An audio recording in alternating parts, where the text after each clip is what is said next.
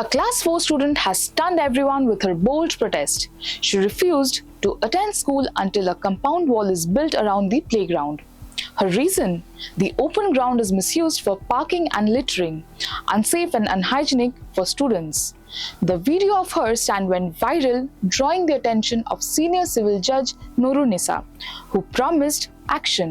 Her determination is now being hailed as an inspiring fight for better school infrastructure. ನನ್ನ ಹೆಸರು ಸಿಂಹರಾಸನ ಬರು 4ನೇ ತರಗತಿಯಲ್ಲಿ ಓದ್ತಿದ್ದೀನಿ.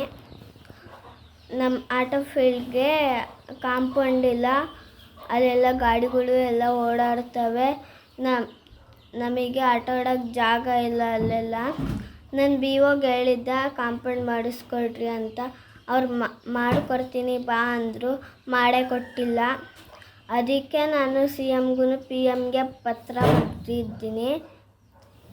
ಬರೆದಿದ್ದೀನಿ. ಅಲ್ಲಿ ನಾನು 20 ದಿವಸದಿಂದ ಶಾಲೆಗೆ ಹೋಗ್ತಿಲ್ಲ. ಕಾಂಪೌಂಡ್ ಮಾಡೋ ತನಕ ನಾನು ಹೋಗಲ್ಲ ಶಾಲೆಗೆ.